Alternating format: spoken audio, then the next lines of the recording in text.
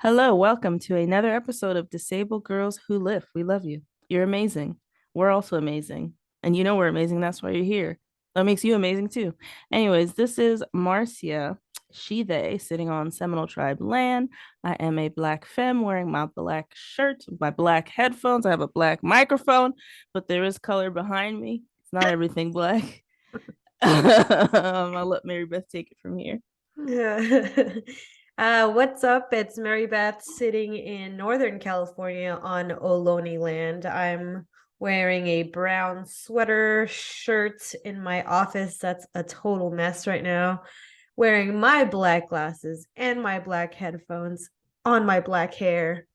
And we're so excited to finally have guests back on after a little bit of a hiatus from um a third person, but Mm-hmm. it's nice to talk about people other than ourselves. So Kim, the woman with two first names, Kim Kelly, coming to us from Philadelphia on Lenni Lenape land. I'm just super glad that we finally have a chance to talk to you because of this super long book tour you've been on.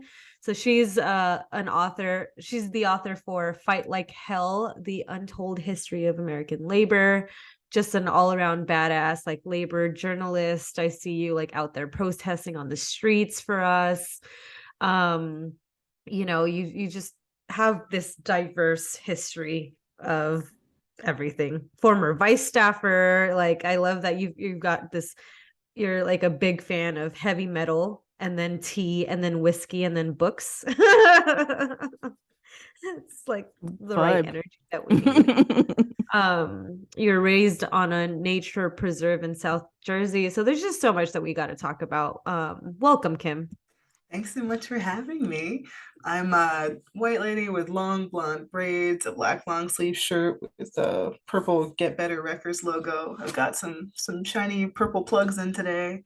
I've got a bunch of facial piercings, some tattoos are peeking out, and you can see some union posters in the background in my darkened room. And Mhm. yeah, I stick out a little bit on the picket line sometimes because I come from the heavy metal world, and then I did a little bit of a pivot. Yeah, it turns out there are less satanic go heads and giant tattoos in the labor world, but they still What do they you still let know? me in. Yeah. What do you know? Yeah, that's I guess there's so many questions, but the first thing I want to know about is how are you raised on a nature preserve? What is you raised with wolves? What are we talking about? A Right, garden? right. Are we talking about a cabin? Like what am I picturing I here? was thinking So, elephants. oh, I mean, you can even see like there's you can't see my bear rug. There's a coyote back here. So I'm from this million acre nature preserve in the middle of South Jersey called the Pine Barrens. Mm. It's this kind of ecological oddity. It's got really strange like white sand and pygmy pitch pine trees, and the water's brown. It's a very What? unique place, and nobody really knows about it because it's very rural. It's kind of isolated. There's not a lot going on in there. It's pretty sparsely populated. And I grew up in the middle of it, a little town called Chatsworth, where we had still had dirt roads and there wasn't any trash pickup and cell phone service was a joke. And my parents still have dial up. Like it's a Yeah. people used to tell people, oh, I'm from Jersey. They're like, oh, hey, bada bing, Sopranos. Like, no, no, no, no, no. We're not. Like if you just carve out a little piece of Appalachia, lop off the mountains and stick it down by the shore, that's like where I'm from. Damn. That sounds magical though, It especially was a this white Dude, sand. it was a magical place to grow up and to be a kid. And then when you get a little older and you're a teenager and you want to go to the mall or want to go to punk shows and everything's an hour and a half away, it feels a little less magical. Yeah. No, that sounds like the setup for a horror movie right there. The teenager It's looking for a punk show. right. It's kind Trying of to hitch a spooky. ride. Yeah. I mean, we have the Jersey Devil. We have our own demon out there. Oh, There's a nice. lot of really weird history out there. It's a special place, but not everyone feels comfortable going there after dark. Wow. Hmm.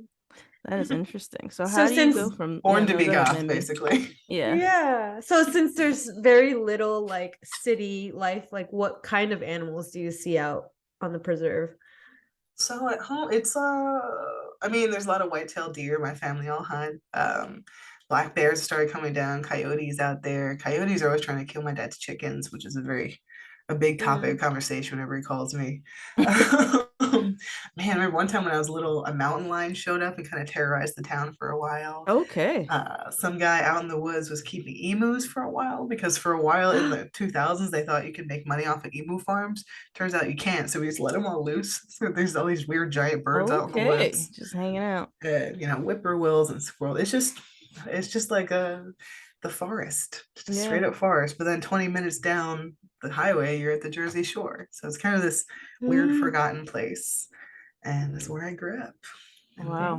where our That's parents still nuts. live. Is it like protected area then? Yeah, it's actually the Pinelands National Reserve is actually, I think it's the first federally protected wilderness reserve. It's the first something of that nature in the Mm-hmm. US.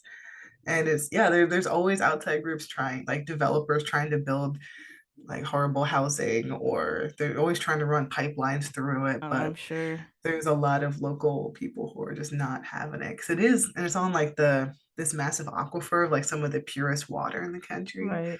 So it's a very special place that no one really knows about. I'm kind of like, maybe I shouldn't tell people about it. 'Cause Yeah. if they show up, they're gonna ruin it. They will ruin it. Yeah. Is that where you kind of got that fight like hell spirit from? Because it feels like you had to fight some animals to live there, and then you have to fight like the Outside developers. corporations. Yeah. Oh my God, right? And then there's Yeah. grocery stores 30 miles away. There ain't nothing. Yeah. Well, my family are all it's a very blue collar, working class and poor place. My family are all work construction, or we're teachers, or we're steel workers, so they're all in unions. And I always knew growing up, like, okay, unions are a good thing. I didn't think it was something I would necessarily get a chance to experience on my own because I've always been a writer, and I've always, well, prior to the past 6 or 7 years, worked in the music business. Mm, And I didn't think that was something that really concerned me. It's like, oh, that'd be nice, but there's not like a heavy metal local 666 I can join. yeah. What's that have to do with So, me? yeah, and also just being, I had this experience of being like bussed into a much wealthier, much more like suburban neighborhood in high school because there wasn't like where I grew up, there were so few kids. We all had to go out to the big high school with like 2,000 people and like an hour away. That's a And culture just shock.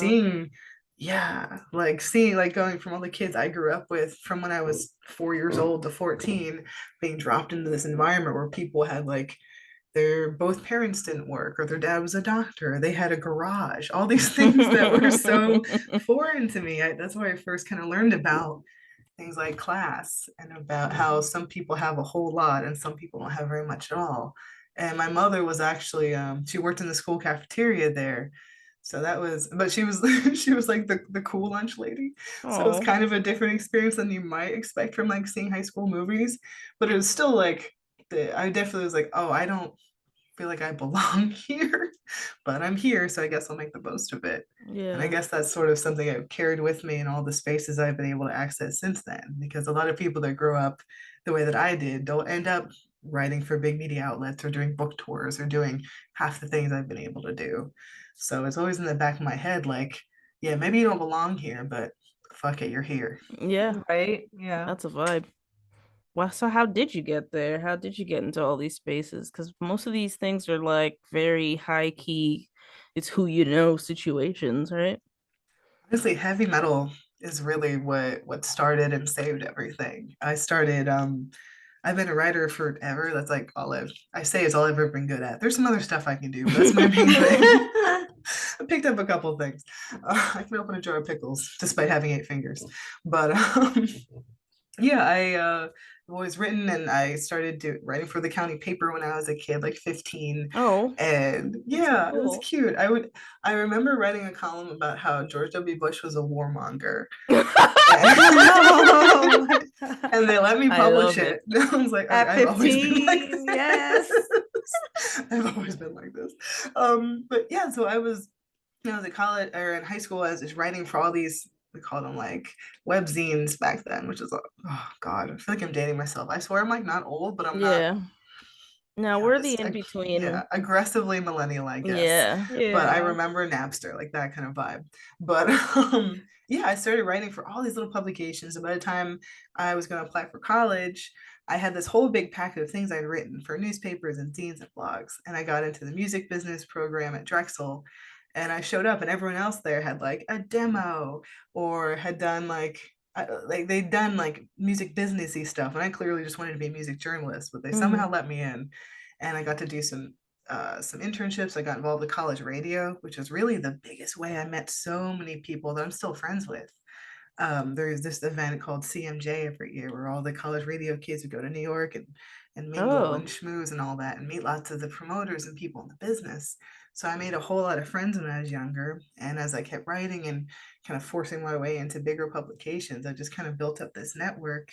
And I was always, at that point, I was probably one of the very few young women who was covering heavy metal, at least like in the extreme like black metal, death metal, grindcore stuff that I was into. right. And so I got a lot of attention for better and for worse. Mm. And, oh yeah, it was it's been a ride. But yeah, I just kind of kept hustling. When I was in college at the end of it, I started a PR company and I started touring with metal bands. I started working for record labels. I just pieced together Damn. all Wow. these things, and I just kind of built a little life around that for a while, and like lived in my friend's closet in New York for $400 a month, and just was like, I was always broke, so being broke did not phase me. So I just hustled and made it work. And then I got a job at Vice, and things went a different direction eventually after I was the heavy metal editor there for a few years. Well, actually, I was the heavy metal editor there for like 5 years. Oh, But wow. It's a long time. yeah, but the first, when I got hired, like 2 weeks later, a couple of my coworkers pulled me aside and were like, "Hey, we're thinking about unionizing. What do you think about that?" I was like, Ooh. "Oh, Mm. sick, cool. What can I do? I want to do everything." And then I kind of did. Like, obviously, I wasn't the only person, but I was very, very, very excited about it, very Yeah, invested. And you I were was in it. ready. Yeah. Ready to put the team on your back. Every meeting, every committee, every bargaining session, I was obsessed. And just through kind of being in that media world, once you know some media people, it's easier to meet other ones, and being in Brooklyn and all of that shit. And I just kind of got to know a whole lot of people, and especially in labor world, they're excited. It kind of, again, a younger, it didn't, my gender didn't really matter that much this time, but like a Mm, younger person was excited about labor. So people like, oh, what can we do to support you? What can we do to spread yeah. this? Because labor world, I mean, the working class is incredibly diverse, but like the people who work at unions or who have been covering unions for a long time Not, don't necessarily reflect that. So they get excited when someone new is in here. Mhm. So yeah, that was like my whole life story in like 5 minutes. But amazing. yeah, I guess hustling and refusing to have all the people that told me I didn't belong there, refusing to listen, because there's a lot of places that I've been told I don't belong, but I'm fuck it, I'm sure. here. Yeah, we know how that Yeah. goes. We Yeah. definitely know how that goes. Mm. That is nuts. So you like first you're in this high school where you're like out of place, then you're at the college where you're out of place, then you're writing and you're like, who are you people? But that's fine. And now you're here. Great And work. I'm here, and I'm still kind of out of place, but I think I don't know what it means, like what the place is, like what place I'm supposed to be. So I'm just gonna Hmm. assume this is where it's supposed to be.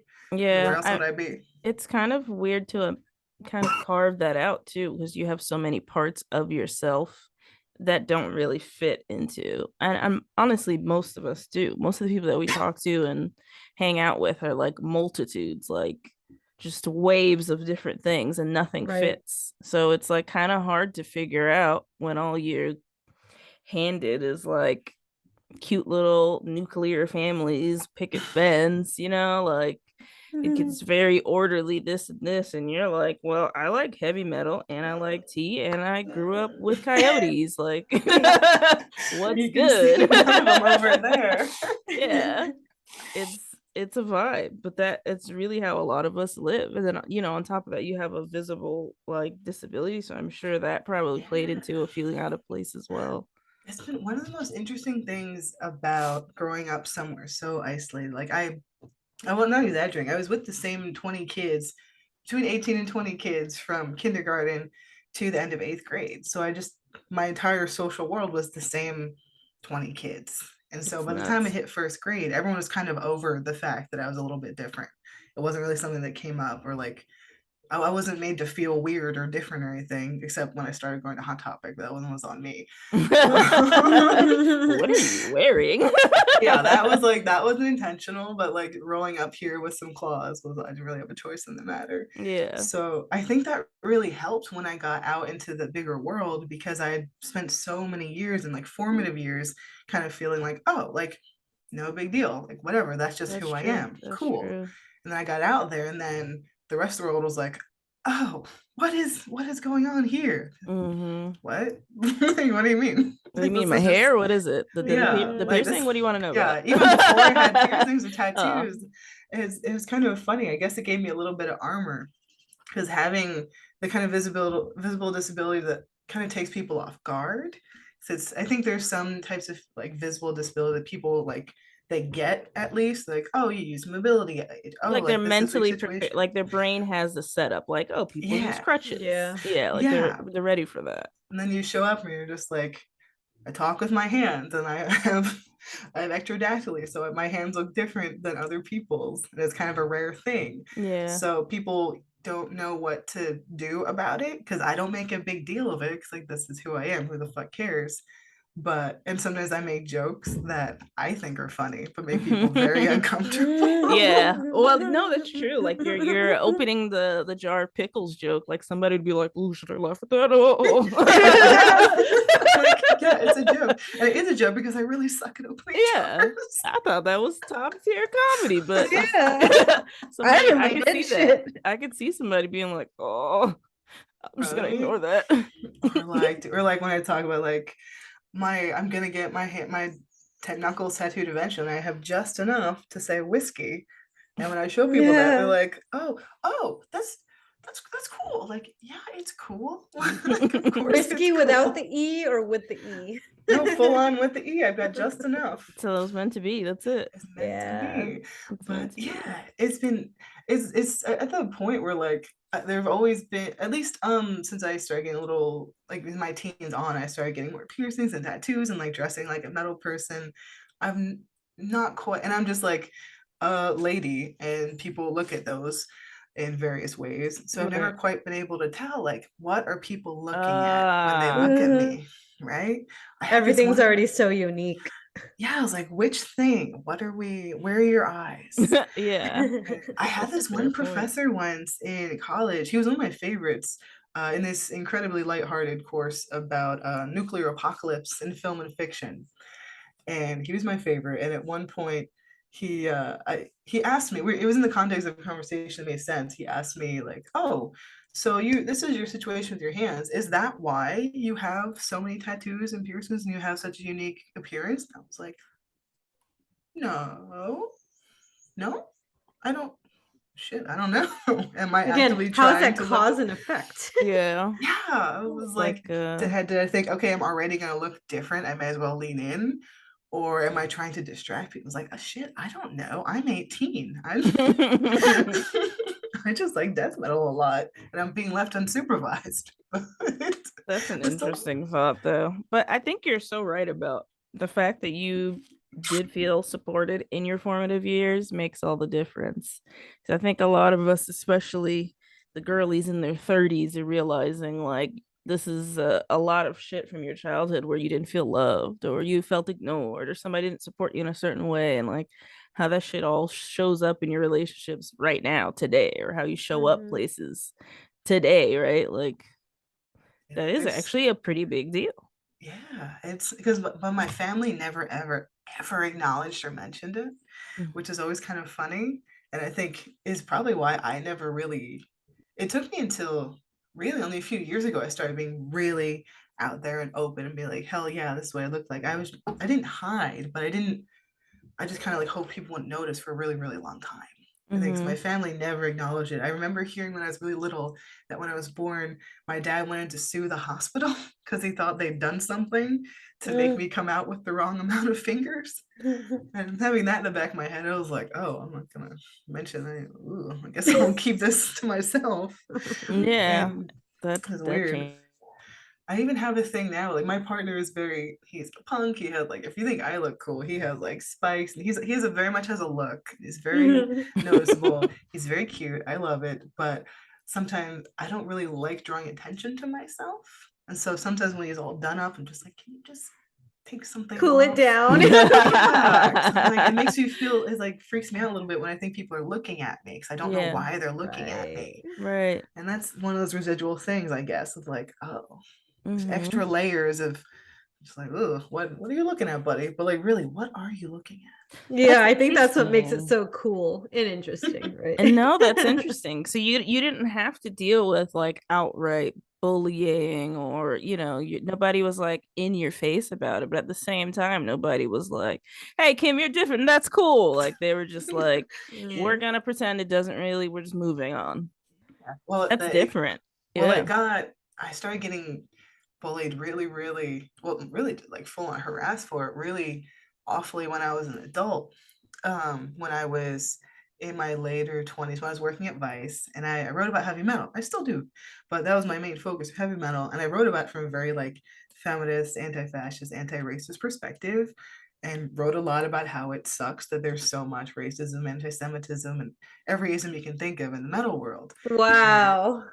yeah, I mean, I've always been like that. Well, I haven't always been like this. I've learned and grown a lot over the years, but that's what I was known for. And a lot of Right. people really didn't like that.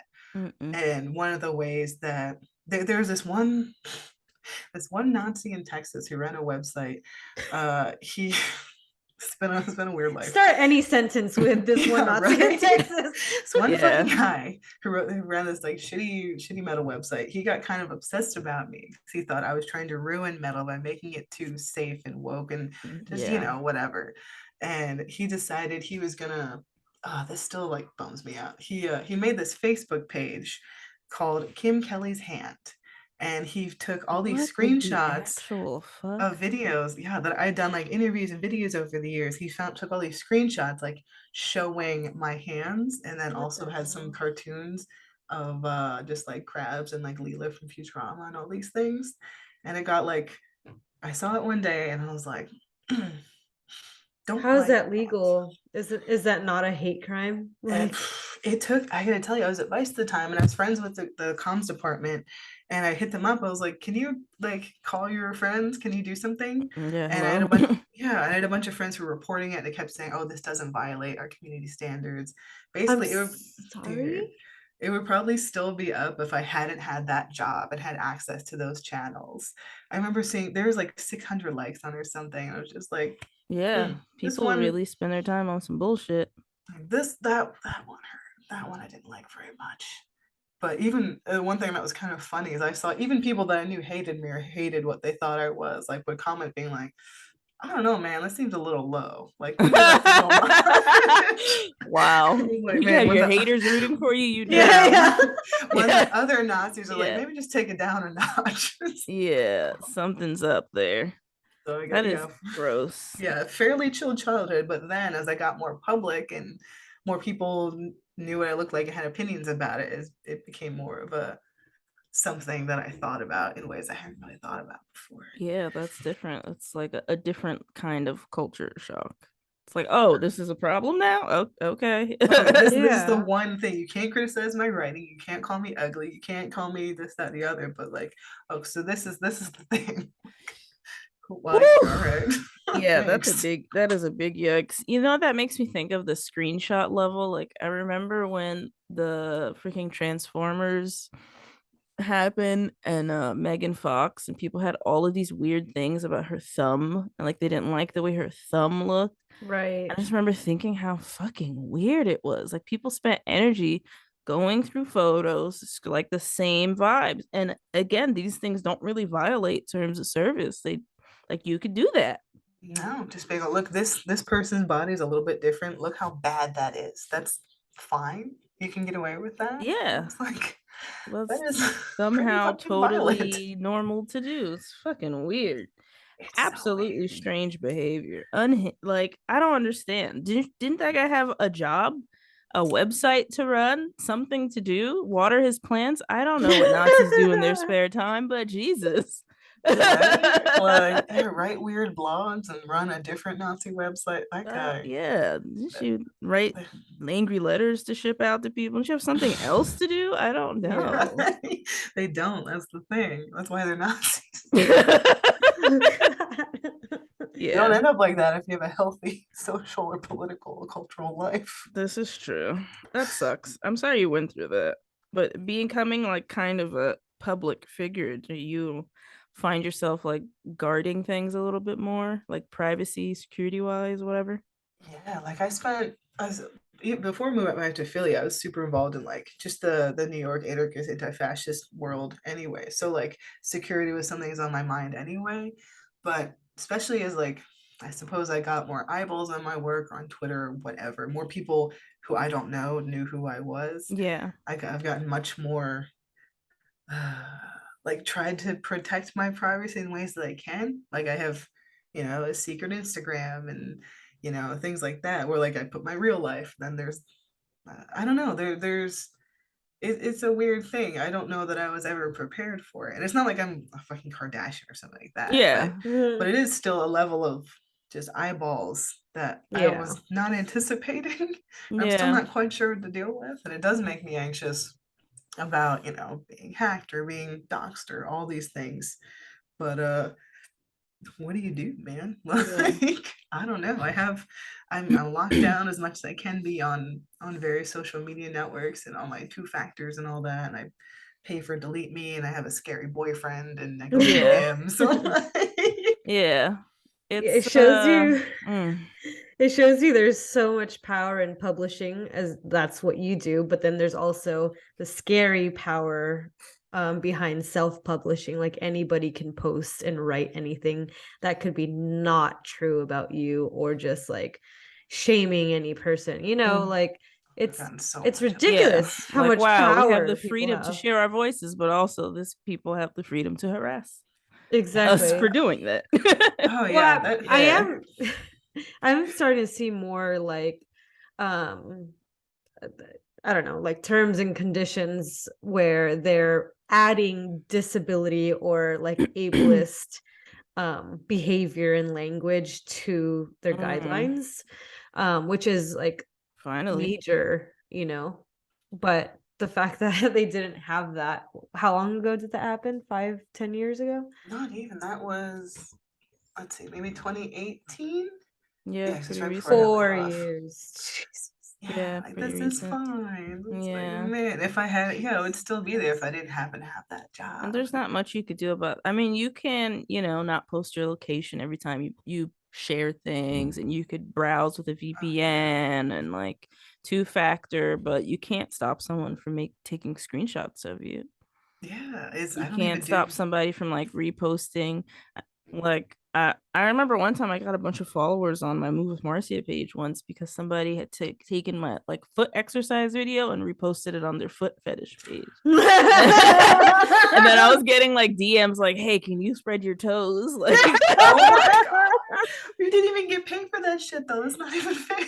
yeah. So it's like, those any of that can happen. It is very Yeah, unsettling. yeah. Being a visible human online is scary enough when you don't have something going on that some people see as an opening or an issue, Mhm. Yeah, right? true. Like that's part of why I spent so much of my existence not really acknowledging or mentioning or even kind of hiding like my disability because I just didn't want to hear it. I assumed that any attention I got would be bad because I'd spent this is before the Facebook affair, but I'm just Hmm. like, I don't want to stick out any more than I already do. Even though Mhm. like clearly like it's not like I can hide my hands anyway. I don't know what I was thinking. I had a lot of hoodies, pockets, and a lot of crossed arms, a lot of that. It was Yeah. it was really only when I went to sideshow school that I changed the way I thought about all that.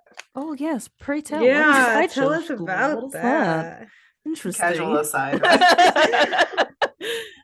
Yeah. Yeah, my other half, he's from Coney Island, like full on warriors, grew up there, born and raised. And I used to go when I lived in New York, I'd go down and see him. And one day we went like on a little date to the Coney Island sideshow. Oh. And I was like, oh, this is fucking cool. Like, I didn't know this was still something that existed. Because I was interested in sideshow history and circuit history just as kind of like a slight interest, but I never really like seen it. We went there. I was like, oh man, this is really cool. One of the performers is actually somebody I grew up with. What? Yeah, he performs under the name Velvet Crayon. His name's Eric, and he's like, yeah, he uses a wheelchair and he Nuts. does like all kinds of wild stuff. He's a musician. He does burlesque. He has grown up from that. But just seeing that stuck in my head, like, wow, like that's really cool. And he's so like he's disabled and he is killing it, and people are clapping and like no one's being shitty. And it's like, oh, that's really cool. We can do that. And then later that summer, I think it was that summer, or maybe it was next summer, I he had mentioned something. Oh yeah, I think they have like a sideshow school that people go to. It's like, what? That's not real. I googled it and it was. And the next session was starting in like 3 weeks from then. I was like, oh my god, I should Clearly, go to this is a sideshow sign. school. And I pitched it around because it was the price was like $1,500, so it was a little steep to do it. I was like, oh shit, I gotta like write about this so I can subsidize myself. And Vox agreed to run it, so I went to sideshow school. Just real casual. And there's this moment, like the first, like we got in, everyone sat around this table, and the professor with an A, Adam Reilman, he was going through some of the traditional sideshow hierarchy things. You know, you have your natural born freaks at the top, the royalty, people who were born different. Mhm. And then this, Wow. yeah, the second tier are self-made freaks, your tattooed ladies, your lizard men, people that altered their bodies on purpose as part of their acts or because they wanted to be different. Right. And at the bottom were the so-called working acts, your sword swallowers, fire breathers, people who weren't different but had acquired these skills. And it was this kind of inverted world where like people that were born like me, like we were sideshow royalty, we were special, we were like valued, like we used to be like the stars. And I was like, oh, that's pretty cool. And he ran around, he asked, yeah, dude, would any of you qualify as a natural born? And I was like, yes. And he was like, oh, they've never had someone who would like a natural born freak be in that sideshow school. I was the first one. And Whoa. yeah, and they were like, Oh, he was "Whoa, he was this is waiting for really the no. cool." Yeah, he was like, I've never had anyone. Oh wow.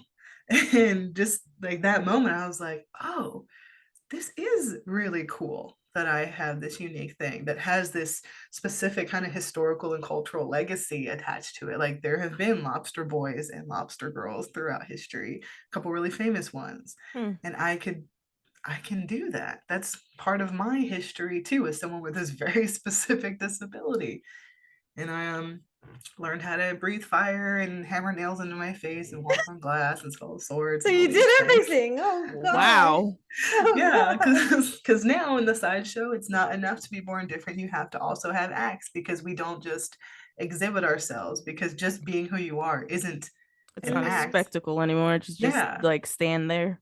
Yeah, yeah. Swallow a sword, damn it. Yeah, which is really hard. I'm still not good at it. Really Yeah, I don't know if I painful. would have been there, but I'm happy for you. I know, like I'm all things that have my disability like awakening. It's like, oh, and I'm just like Yeah. hammering a nail into my nose or like trying not to vomit over a trash can. Like I'm Oh, special. gosh.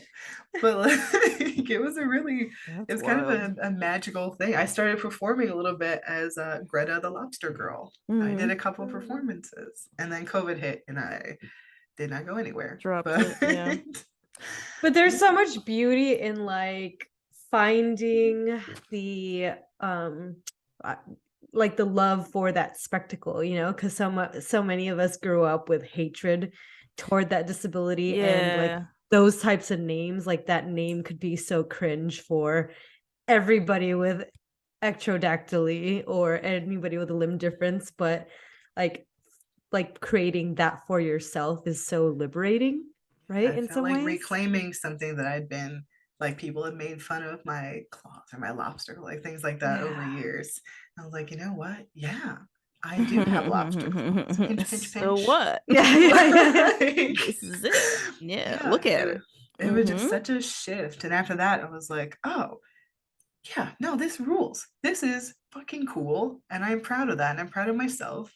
And I'm just gonna be super out here about it. Like I've got I wonder if you can see it. I have this lobster girl tattoo on Oh my my Oh, arm. gosh, hell it's yeah. huge too. It's Yeah, amazing. all on your I also what? have a huge lobster on my ribs.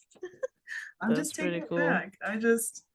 Yeah. And I started, that was really the point where I kind of felt a little bit more comfortable identifying like I'm a disabled person. I'm part of the disabled disability You said community. it out Like, loud.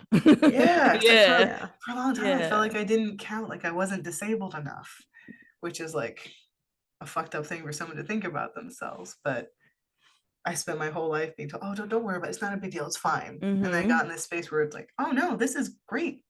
Like it's like this is good and cool and good for you for being out here and doing this. Like, oh, okay, maybe I do have a space in this world, even if it's Mhm. through a very strange pathway. Yeah. Fun way to get there. And it was all happening at the same time too. That's amazing. That is pretty wild. But that's like so real though. A lot of us go through that. What does disabled mean? Am I disabled? Am I supposed to say that? Am I allowed to say that? Like, because when you do say it with other able-bodied people, you're right. They're like, "Oh no, no, honey, no, you're not. You're not. No, you're not, I honey." get that all the time. I'm like, oh, you're not like really disabled. I'm like, Mm, I mean, would you like to see some of the things I struggle with? yeah, like you don't define that for me, but yeah, Uh-huh. it's a very black and white thought for people. Yeah. I would love to hear more about the union thing in the book, but I think we will take our quick pause Mm. to pay for our anchor hosting service right about now. All right, well, we're back. I think it's okay to care because it makes you feel very one-dimensional and you're not. For people Yeah. to acknowledge all of the things that make you you. It feels weird. Yeah. Yeah. It's even now when most people know me for my labor stuff, I'm like I spent most of my life in heavy metal world. And this labor thing is new. I did not spring fully formed from like a page of labor notes. Like I've done a whole bunch of other shit. Yeah. But it's cool. I don't know. But was that when you started becoming in front of the camera more? Like For the you did union a lot more thing. interviews. Yeah. Yeah, that's the thing. I think one of the reasons I got more visibility like as a human is because it really started popping off in early 2021. 2020? Maybe 2020. Shit. One of the two. Early Maybe panini or not early Yeah. very early, panini? like Oh, pre-vax, like early as like okay, yeah, that's 20 February. that's That's 2020, yeah. okay, yeah. Yeah, that's Yeah, 2020 for sure. that's right. Oh God. But yeah, I started doing some video stuff. 'Cause there was this Amazon warehouse in Bessemer, Alabama that was organizing. Oh, shoot, I forgot about that was the time frame. Yeah, they're still out here too. But I went down there for this outlet, More Perfect Union, that was launching, and it was like a video thing. And I did a whole bunch of videos that got a bunch of attention because I was like the first person there doing video coverage, and it was like a big story, and like I had Hmm. my little face in there. And so I Mm, think that kind of was the beginning of people kind of knowing more what I look like, what I sound like, and all that. Because in metal world, like metal world is vast and global, but it's still compared to metal people and people who have jobs. It's a yeah, much a it's a little much different. bigger A little different. audience. Yeah, and even then, I think I have my hands in my pockets all the time because it was cold. So who knows? I Oh, don't know, yeah. man. All people see on Twitter is just my braids and Yeah. my sparkly ass face. So who knows what's going on under there? Mhm. That's interesting. And the big shift to cover these things, did that come with you becoming a part of a union movement? Or you like, oh, let me look into this? Yeah, it's very much like that came first because I was working at Vice, heavy metal editor, and we organized with the Writers Guild of America East. I'm actually in my third term on the council there, so I'm like in Oh, there watching the fancy. sausage get made. It's very ugly, Mhm. but I got super involved in organizing with the union and organizing my coworkers, and it kind of became my whole little world for a while. And I was already also involved in like various political organizing stuff in the New York anarchist anti-fascist world. And this was like 2015, 2016 when a whole lot of people were paying a whole lot of attention to politics for very valid and terrifying reasons. Yeah. And so I just found myself going to so many fewer metal shows and so many more union meetings or actions or this, that, and the other, that it just kind of took over all my attention. And and that started to reflect itself in my writing. My day job was still writing about heavy metal on the internet, which is great. I miss it. But I was also feeling kind of penned in. I was trying to find ways to bring that into it as Mm. writing. And I was freelancing a lot at the time because one of the reasons we unionize Vice is that they're paying us like shit. Oh, yep. So I That's was already usually money. freelancing. Yeah, I was already freelancing to make up some extra money anyway. I Yeah. started pitching labor related stories around, specifically to Teen Vogue. And I'd written a couple things for them previously to that about just like prison industrial complex things. And I pitched them, I pitched them some labor stuff, and it worked, and people clicked on it, and the editors and I got along, and we just kind of built a good relationship, and all of a sudden Teen Vogue was a place that ran labor coverage. Wow. Mm. And that's an even younger Mm. audience. That's Yeah. amazing. And it's so funny because I think at least my time in the metal world has directly impacted the way that I'm able to write for broader audiences in labor and political and workers' rights world, because I spent such a long time writing about this very willfully obscure, complex, pretty for a lot of people unappealing music for mainstream audiences, like trying to explain to an NPR audience why black metal is cool, Yeah. or why someone on Brooklyn Vegan should care about the new Cannibal Corpse record. Like, you learn how to break things down and make them more accessible, and put some excitement and passion into it. And that's the approach I took with talking about labor unions, which for a lot of people are just kind of this concept of like, oh, that's, I think my dad was in the union. Like, I don't know what that is. Like, no, no, no, this is very cool and Yeah. very relevant. Here's why it's awesome. And I'm going to explain it in a way that doesn't seem like I'm not talking down to you. I just want to make sure that you Get get in what's on going this. on. Yeah. Yeah. Like, if I hadn't come from the metal world and had that experience, I wouldn't be good at this at No, all. that makes sense. And I would say definitely as like children of immigrants, we don't know anything about that shit. Yeah. No. Well, there's so Everything much, in America is get a job, you get money, you get rich, no right. problems. So much of your rights as a worker you don't like stop to think about because your focus is on making that dollar, coming Yeah. home, feeding your kids, whatever, Yeah. until it actually starts affecting you. Then it's like, oh shit, I broke my leg Yeah. on the job, or It's a they're very not. specific industries too, right? Like if you're saying that, you're talking like factory manufacturing stuff. Right. There's this idea, especially in the US, up until I think pretty recently, that unions were only really available or only really mattered to certain types of workers, like the factory guys, the Yeah. like the rust belt dude in a hard hat, dudes like my dad, construction worker, hard hat, bad political opinions. Mm-hmm. And it's never just been that. I wrote a whole book about it. That's what I talk about all the time. But even now, like some of the most like fervent and animated sectors we're seeing unionized right now are in retail and in academia and in the media and in I sex love work it. I'm seeing the and in, Starbucks stuff yeah, going. exactly. I'm seeing the Amazon thing. I'm like, Right, go warehouse for it. workers, like younger people, black and brown people, queer and Yeah. trans workers. Like, it's like the forefront of the movement right now is being led by people who have always been here but very seldom got recognized for Yep. their Yeah. efforts or their presence, and It's it like is really fucking not cool. like you weren't like it's not like, oh, you work at Starbucks, like you shouldn't deserve to be paid fairly, type shit. Like, oh, go to school and get a better job. Right. Oh, Yeah. Like you that's flip burgers at McDonald's, yeah. or you work in an office and you do a white collar quote unquote job, so you're fine. Like, yeah, if you have a boss, you're probably getting exploited, so you Yeah. should do something Mm, about it, It's and you're pretty allowed wild. to do something about it. And That's you the are. thing. yeah. I'd like to see it more in healthcare because that part always confuses me because like my mom was a nurse. They had a union, but then I hear about how doctors are treated and I'm like, I guess y'all don't have one because that sounds like these people over here working 27-hour shifts and shit. Like Right. I think this there are isn't adding some. up. Yeah, it's interesting. I don't even know as much about the healthcare world. I know that it's like a huge sector for union workers, especially nurses.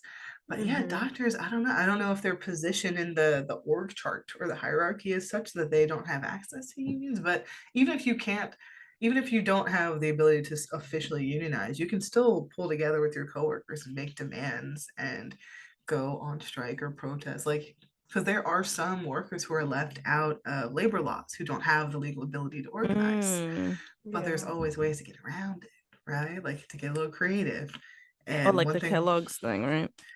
yeah, well, Or- I mean, they had a union, but I think about things like incarcerated workers who Hmm. do not legally have the right to unionize thanks to the 1977 Jones versus North Carolina Prisoners Labor Union. They don't Wow. have that right, but they're still organizing and they're still striking. There was a big strike in Alabama last month. One of the stories in my book, I interviewed one of my best friends who was incarcerated in Rikers during the pandemic. And he and some of the guys in his dorm, they led a strike because they needed PPE and soap and these uh, basic protective measures that they weren't getting. Wow. So they had a hunger strike. Like Wow. there are there's so many different ways to organize and to fight for what you deserve. Yeah. And labor law in this country has not kept up with the way that work has evolved and the way that society has evolved, but that doesn't mean that, I mean, fuck it. like if the law says you can't do something, I mean, maybe you don't have to listen to that law. Yeah, I Yeah, mean, there's that law needs still, to be changed. yeah, we love Mhm. following rules when the rules make sense. Right? That's the thing. That's the Yes. But caveat. it's good to know that they're like any group of any company can get together. Like you all have the power to shut it down. Yeah. Just get together, get the ears of whoever's above and like make change and not fear like getting fired because that's always the biggest thing, right? You Mm, need everybody Yeah. on board or Everybody else has to it's stick not worth it. together. that's the thing. The thing that I always like to emphasize is, and whenever I talk to anybody about this stuff, is that there are more of us than there are of them. They And need they need us. us, They not the need other way us. around. Yeah. I mean, look at what's happening with Twitter. They fired everyone and now it's just going to hell in a handbasket. Like Hmm. Oh a God. couple of rich guys who think they're smart cannot run Yeah. everything. We've seen that very clearly. Seriously. And it's so funny because going back to the healthcare thing is like, as somebody that's working in these places, like I can't do it because nobody would ever, everyone go, oh, get fired. I'm like, yo, they need you. Like, if you weren't Mhm. here freaking changing these bed sheets or, prescribing this medication, they would not be making their billions. Oh, So, like, if everybody was just like, yo, fuck this, we're out, what are they gonna do?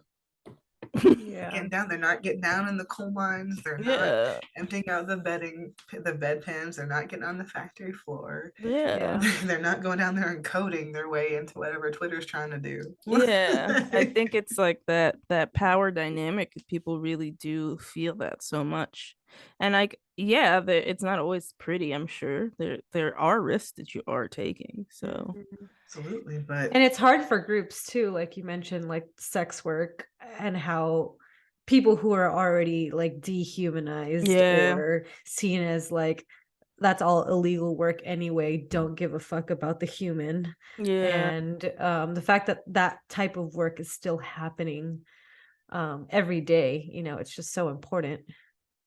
yeah, it's. I mean, I'm following it's interesting to talk about sex work. So I was just on a panel with a bunch of folks here in Philly that work in Kensington with folks who are involved in the street economies there.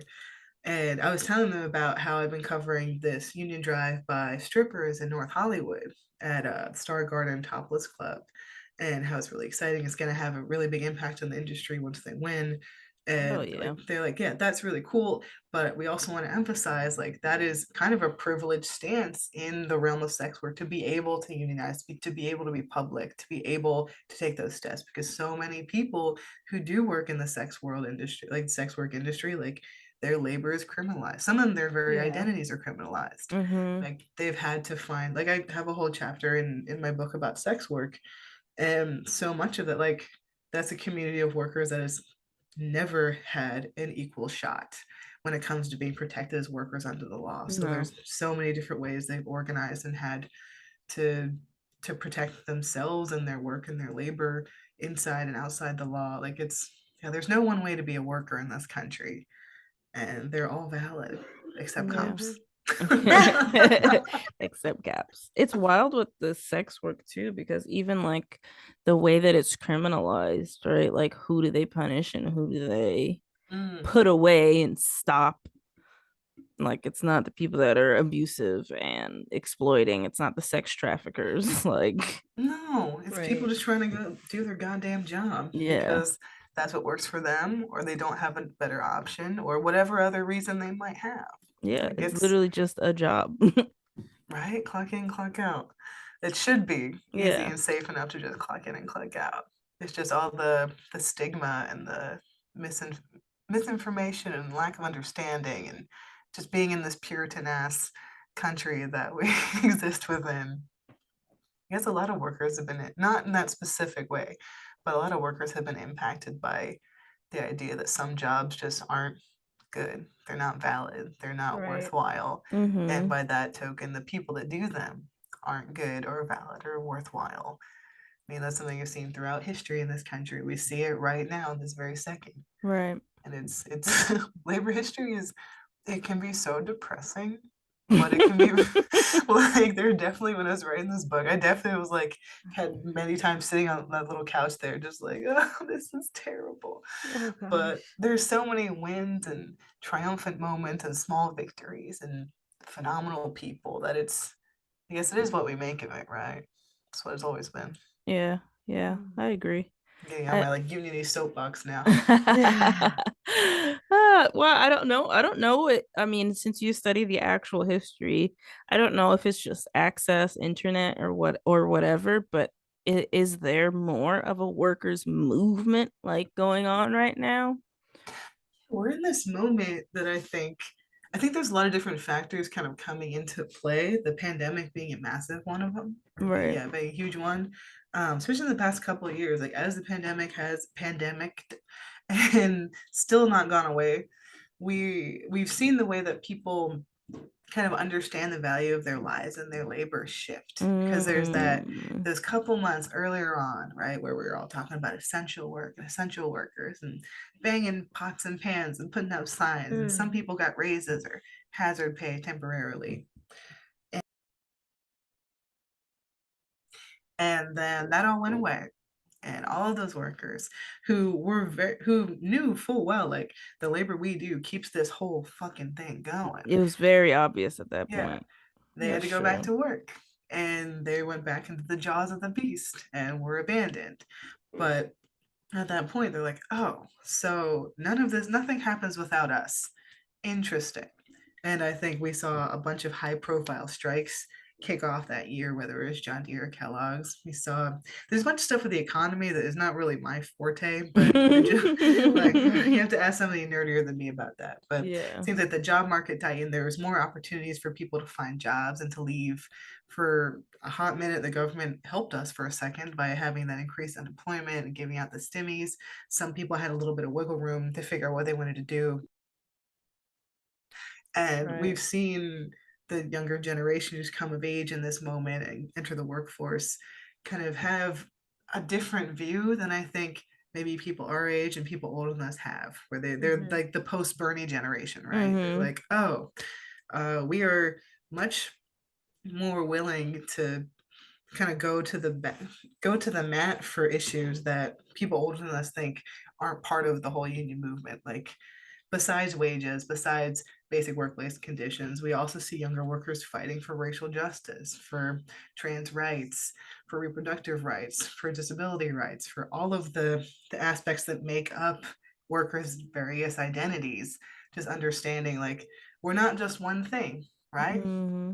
Like you're not just a power lifter. I'm not just a writer. We're so much more than what our boss sees on a balance sheet.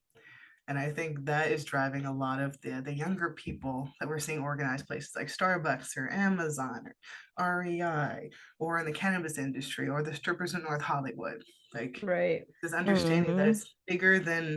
it's bigger than your paycheck, and this is a way that we can actually force some of the change that we so desperately need, because Lord knows all the other traditional or available venues are not working. Yeah, this is it. It's the money. This Yeah, is it. hit The him in the money. pocketbook. Yeah, hit him in the wallet. This is it. This is the moment. Yeah, I loved seeing that there was just so much more energy on like challenging the status quo. Before we were just so used to showing up and doing what we had to do, and now we're questioning everything, Yeah, right? I'm into it. it's pretty nuts. It's pretty nuts. Even my like I have some employees and like some of the shit they say, I'm like, we don't do that over here. Calm down. Like, oh my gosh, I'm just not feeling good today. And is it okay? If you need me to like calm down, stay home. Like we understand, Like the right? work is Yeah. always gonna be here. Yeah. What are they gonna say? Like, relax. Right. Like it, but it's nuts because that's the way that's what we're used to. We're used to being treated like machines, honestly. Right. That's something that stuck with me when I went down to Alabama to talk to those Amazon workers that first time.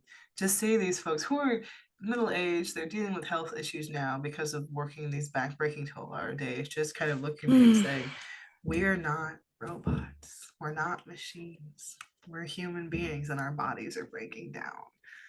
Like that just how can you watch that and not feel like either I need to be down there fighting with them or oh shit, I'm doing something wrong. Like Right.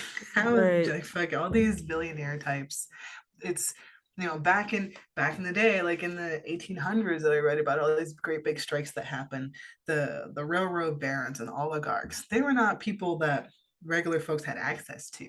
You could maybe write a letter, but good luck. Now, Jeff Bezos is out here on Twitter. Elon Musk Right. is sitting around like, replying to Replying all people. day. Like Yeah. He's just we sitting can in his tell them what they bathtub. think. Like I think a little bit of that mystique is broken down too. Like, oh, I can go on there and tell somebody with $1 billion to go fuck himself. Like, Yeah. we didn't always be And able to do that. Like that's and pretty you cool won't get too. shot or arrested, right? Yeah, Yeah. well, That's another thing. And it depends on the country you're in, because mm, back in the Philippines, you absolutely cannot. Yeah, that's right. true. That's true. It Right? does Even depend on the country. yeah, in this country it's a little safer to strike and to unionize because back in the day, like during the mine wars in West Virginia, like in the early 1900s, like they would send in armed guards to shoot the miners who Ooh. just wanted to organize a union. Like Yeah. there's a very long history Jesus. of that, of cops and private detectives and Pinkertons murdering and intimidating and generally getting in the way of people organizing. It's not to say they don't still do it, but it's a little less blatant now. So progress. Yeah, now it's like behind closed doors intimidation type stuff. Mm-hmm.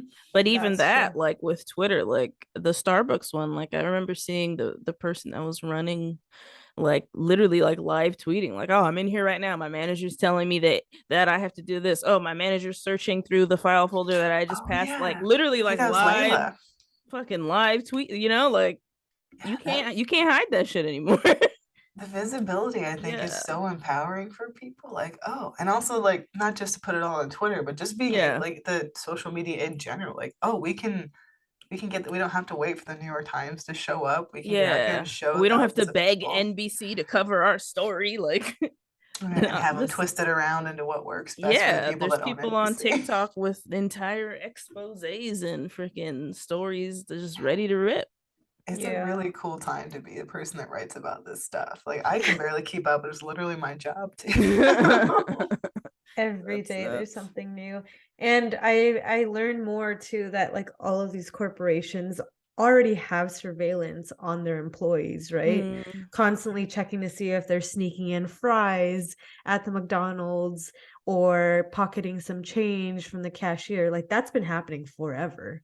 Now the Yeah, surveillance is turned around on the employers and on their bosses, yeah, which is nuts, right? It's beautiful. it's yeah. so good. I Because they're mean, doing the real illegal shit, not just eating fries on their lunch break. Like, it's like over 100 years ago in 1911, the Triangle Shirtwaist Factory fire that came about because the bosses of the immigrant women and children who worked there, they would always lock the doors, make sure nobody was stealing fabric scraps, little pieces of cotton. Wow. Same thing as a fucking French fry, right? Yeah. And 146 people died. They burned to death. And now we're at this point where, like you said, the watch, like people, they might be trying to surveil us about those scraps of fabric or those French fries or that, a little extra latte now, but we can see them and we can show Exactly. everyone else what they're Yep. doing. And they really don't like that. No. Big facts. Big Mm. facts. Yeah. That is grand. I do have one more question for you before we wrap up. I think we're like around an hour-ish by now. Yeah. I want to know more about this baby lifting. Because if you're a heavy metaler, like I feel like you should have been You got to lifting be a heavy weights. lifter. I feel like you It's should all have been metal all in this. What around. happened? Right. I spent so much time on the road when I was younger. Like I really only started going to the gym regularly in like 2018 or so. And I would go with my best friend to bar classes, which Mm, are brutal in a very different way. yeah, And no, I I still go tried to one. them. No thanks. They have no like business being that hard. Mm-mm, And I no started thanks. doing that. But Pass. really, I've always been interested in lifting because that's like what I'm drawn to. I'm built like a Soviet propaganda poster already. Like I feel like I should be like that's my destiny. But having like unbalanced arms and different fingers, it's like this seems like this could be a little dicey. I don't know. It's one of those things that I wish I could Mm, do. Like I always wanted to be a boxer. I don't know about all that. There's various things that I would love to do, but I don't know if I have the right equipment. But I went to kind of on a whim. There's this barbell gym here called Collective Strength here in oh yeah, Philly. yes, I love them. Yeah. And I followed them on Instagram just like, oh, they're really cool. That looks nice. And I saw a year or so ago they were doing um beginner like workshops, like barbell beginner workshops. And I looked at it, I was like, huh, maybe I could try it. And I went to a couple of them. I went to bench and I went to squats. And Wow. I did not go to deadlifts. I was like, I know my limits. I don't think I'm set up for that one quite yet. Because I didn't know about trap bars yet. Yeah. But yeah, I just started. I went to a couple of those. I started going to collective strength, just going by myself and doing my little squats and trying to do my little benching. And it was so fucking fun. And I felt so cool and strong and powerful, especially because I like have different equipment than everybody else. I'm like, yo, I can do this. That is the most, it just feels really, really cool that I thought I'd never be able to do this awesome thing, Mm-hmm. but it turns out I can. And now I've finally stopped traveling for this damn book tour and I'm back to my little gym. I go to a gym close to my house now. There's a trainer there I work with sometimes, and we're just trying to figure out what works, like what kind of adaptive things work, what kind of standard things work. Yeah, it's lots of trial and error. Yeah, Mhm. because it's like when you have such a specific deal, it's like not only is it something like the trainer's never seen before, she's like I'm not sure what to Google. One hand, but sort of not lifting. Like that's how I found you guys Yeah. because so much of the adaptive lifting stuff I found, it seems geared a lot of it towards like veterans and amputees, Yep. which is sick, but not my specific deal. Like I've Yeah. got some fingers, there's just not as many as one might expect. So I'm still trying to figure it out, but it's kind of this project, like a personal project, I guess. Like I don't think Yeah. I'll ever be like a competitor, but I don't need to be. I'm very competitive in everything else I do. I just want to That's get, enough. Get that covered. yeah, and it's like it makes my brain turn off. 'Cause it's just like I just have to pick thing up, do it right, put it down. It's so soothing. It's amazing that bench was like also a good and easy lift for you at first because I don't know, I can imagine like even our friend Chloe who was on here, bench was really hard for her in the beginning. Now she's benching more than two plates with So cool. with two fingers, like I have to figure out what she does because I figured out like I can do it, but I can the frustrating thing for me is that like I know I could get strong. I know I can lift heavy Yeah. things. It's just grip and balance that's an issue, and that's where it starts getting like frustrating. Like that's when I start feeling like I wish I just had 5 fucking feet just for like an hour. You can have them Yeah. back, but like just here. That's when you hit the roadblock. Like, fuck, why do I gotta deal with this? Yeah, like I found like we started playing with the trap bar. And I was like, oh, okay, this I think I can work with this. The I found angle's like a better. yeah, I found like a this little claw like hook thing I found that you like wrap around your wrist and there's a hook. You can use Yeah, it and that's tell. kind of what Yeah. my Reth uses. Yeah. Yeah, I think I might have saw it on one of your videos. Been like, oh, okay, I'm gonna try that. But it's kind of funny to feel your way out through these things in like a commercial gym. 'Cause you're like, I think everyone may at some point probably has that thought of, oh my God, are people looking at me? And with my and with my They're thing, definitely looking at you. yeah. And I think with my thing, going back to that, like, I do not necessarily wish to be perceived. I'm like, oh no, I know they're gonna look at me because I'm gonna whip out something they haven't seen before. And that's fine. I understand, but like just just do not perceive me. I would like to be left alone to figure Yeah. this out. So I don't know. What Especially is in your the beginning. Yeah. yeah. What has your experience been with that? Like figuring it all out? I mean, it took years, and it's been almost 9 or 10 years of that constant trial and error. Like when you find your one equipment, like I use the Howlin hook, which has the Howlin hook or the Harbinger hook that has the hook attached to the strap. It's gonna fall apart after a few months because of the heavy weight. If So you like it, buy it twice. yeah. Just And like then jeans. yeah, and other people who I know use, other types of straps where it doesn't get in the way of the fingers that they do have, because I have 0 like long fingers, and that works for grip and like I guess just any type of mobility.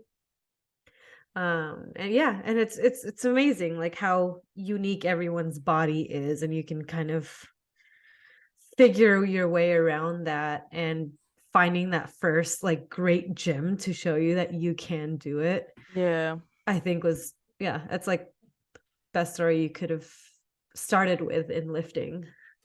Yeah, collective Yeah. save Because is it's yeah. gonna be trial and error no matter what. But as long as you find a place where you feel safe and you're like, well, I can make mistakes here and I can fuck it up and like nobody's gonna make me feel like shit, then you'll be all right. Yeah, that's the That's the thought. biggest part. My nature is so like if I'm not good at something right away, I'm like, because I'm used to the things that I do, I'm good at because I've done them for like one of those, like, oh cool, like Yeah. things I'm good at. And starting a new thing is kind of scary. So I'm like, don't get frustrated and get mad and give up. Just Mhm. do Hmm. that, just be bad at it. It's Just do the okay. thing. Just do the thing. That's all. Yeah. But Do it If finished you spots are horribly, do great. it shitty, whatever. Do the thing. if you have us on Instagram or find us on Instagram, I'm sure on one of our story highlights, we have like all the tools that we've used, like Marcia used, I used, and then Chloe, I think was like the Rex's grip or Rex's strap or She something uses like a that. specific like strap because there's Yeah. different wrist straps. Right. Like Yeah. navigating all this stuff. Yeah, 'Cause it's Yeah. there's different, yeah, there's like just figuring out the different equipment that already exists for anybody and then trying that out. I mean, like, all right, if this doesn't work, all right, and so what exists that's created just for somebody with a disability, and then trying that, like, yeah. it's And even it's just wrist straps. There's regular wrist straps. There's figure eights. There's the rec strap that Chloe uses. Like, Oh, the figure it's eight. there's Yeah, that's that's one. literally 3 different kinds of wrist straps, and that's only But one and piece it's of not even equipment. meant for us, right? It's not even an Yeah. unadaptive So you tool. could It's just try something all we of found. those 3 and then be like, all right, that doesn't work. right. Now what else? Like, It's you need wild. like a And it's like, notebook, like you need like an Excel sheet, like. dude. No, I'm so glad I found what you all are doing. So it's not only is it just intimidating because you're trying to learn a thing, like it's intimidating being the only person you know who has to Mm, deal with this. mm-hmm. Yeah. So it's like kind of sometimes makes you feel like a little kid again, where I'm like, oh no, I'm different and it's not fun. Yeah, it's But isolating for sure. yeah, but it's also like, well, I know there's more people out there like that, and I've met some people like in the collective strength world. Like, I know that I'm not all by myself this time, and it's still a little daunting. But you know what? Even if I'm not supposed to be here, I'm here. Yeah. Gonna do the thing. And recognizing that that is so common, like being the first to try out something in your field, having a trainer or a coach who has never seen anyone like you and is willing to learn with you and willing to find those tools, which is amazing. Yeah. That's really all we need to start with. yeah, like we're helping each. I'm like, I wish you knew this, but also like, why would you? I suppose. Yeah, like it's not like when you're a little bit on the rarer side, it's like, well, I guess I can't expect you to know exactly what to do with this specific setup because I Yeah. don't, and I am that. So fair enough. Yeah. Fair. That's fair. That's lovely. I think there's still so many things that I could ask about, like whiskey things and tea things and tons of other stuff. We'll There's Yeah, just have working there's for to. so record much. labels. Jeez. Yeah, so I think we're gonna have to. We didn't even. I mean, yeah, I guess we did talk about your book, but if you could just real quick talk about where your book is, what's the name, and how people can get it if they want to learn more about the Yeah, work stuff, labor stuff. yeah, the work stuff, and it's coming out in paperback in the spring of the summer, so we can just talk more Oh, about it then. okay. But yeah, my book is called "Fight Like Hell: The Untold History of American Labor." It came out um right before May Day, about 6 months ago this year, so 2022, on One Signal, and you can find it kind of everywhere. Like it's on Amazon, but like boo Amazon. Mm-hmm. It very much a fan of people getting it from independent bookstores or from the library or borrow it from your friends. I don't really care. Just if you steal it from Barnes and Noble, not from the mom and pop. Yeah, They hate when I say things like that, but I love it. They'll be all right. yeah, They'll be okay. They yeah, won't even yeah. notice. They'll be Yeah, okay. Simon's sister will be fine. But yeah, it's out there in the world. I'm gonna be doing a paperback version with I think some well gonna fix a couple typos and add some new stuff. And I'm also this is kind of cool. Hasn't really been announced yet, but I'm working on a young readers edition on this book for kids like Ooh, 10 Oh. and up. So I'm gonna be working that's on this for the neat. next couple months. Yeah. Basically just picking out some of the most fun people in the book and just kind of Ooh, we about to have a banned book on the list. Yes, oh, yes, okay. queen. Yo, I'm just It's about to get added to that list quick. I love it. oh yeah, they're gonna love me down in Texas. Yeah, that's the next thing. And then yeah, I guess keep writing stuff and talking to people about it and writing more articles and going to the gym. Yeah, I That's love the it. plan. That's so That's the funny. plan. Yeah, come back to us next year. We got to catch up and see where you're at. If Yeah. anyone wants to find and follow you, where can they do that in a non-creepy, totally supportive way? I feel like I'm gonna be on Twitter till the wheels fall off. So Yeah. I'm at Grim Kim there, my old college radio DJ name. So that's Oh, how long I've nice. had Twitter. Oh. Nice. Yeah, it's I think people see it now are like, what does that mean? Like, if you know, Is you she like know. a spooky girly or something? I don't get it. I mean, yeah, close enough. I used to have a radio show and everything called That's Dawn of the Apocalypse. But makes yeah, sense. on Twitter, I have an Instagram I made. It's just Kim Kelly Writer, like writer. If you Google me, who knows what's gonna come up? I've been out here for a while, but hopefully some good stuff. And yeah, I haven't figured out TikTok yet. Maybe someday.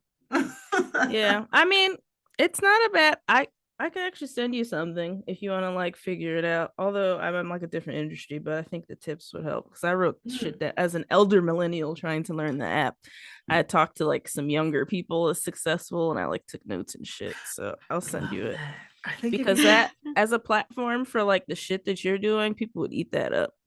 I think it'd be fun. I You Yeah, just would I'm eat surprised it you up. aren't. Like I could see But you on there like with the screenshot and like your head in the yeah, corner, just like dude, talking through shit. gesticulating up a storm. Yeah. yeah, Twitter's, just as fun, just not without the multimedia. I think, right? It's Yeah. it's hard. It's hard to learn new things and buttons and like, oh, what do I click? Oh my god. I It's feel like I hard. missed entire like Snapchat. Who knows? I feel like I missed that part.